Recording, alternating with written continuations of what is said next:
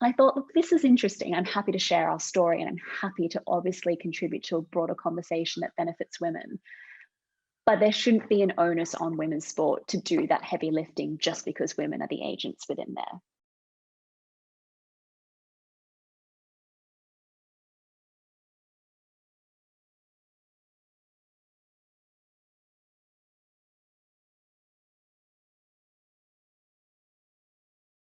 I get quite emotional about it, if I'm honest, because I saw what it took in order for us to make a dent in the cultural psyche in Australia. It took a lot of energy and hard work. These things, brand change never happens overnight. It's a whole amount of patience and bravery and heart required. When I left the AFL, um, I still consulted back. Whether they liked it or not, I pretty much had to have a part in it still. I still speak to a lot of the players who were dear friends of mine.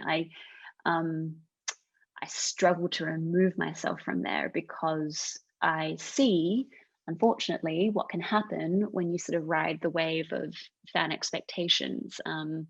Everything is exciting at first, when you're trading on that idea of opportunity and idealism. And then, unfortunately, in the following years, what comes is these greater expectations about driving a very big, exciting, fast moving product. And I think that unfortunately, that dip can happen quite quickly. And I can see that happening in women's sport around the world.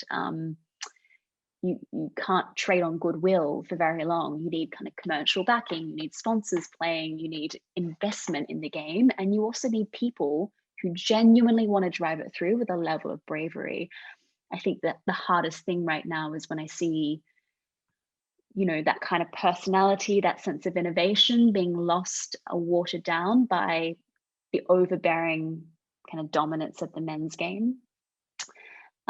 It requires a real fight internally. And I think the codes that have people who are champions of that change and agents of that change, pushing internally constantly, will get ahead eventually. But the problem is those people get burnt out and they get exhausted. So how do you kind of invest in them?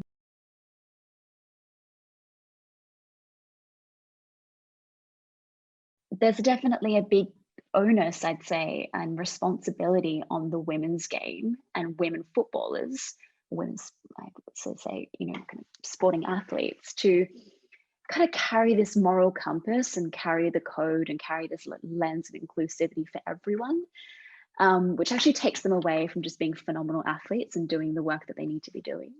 I think there's got to be greater focus from the administrators and the actual people sitting behind the table, at the decision table, driving that bigger conversation on behalf of the men's and the women's.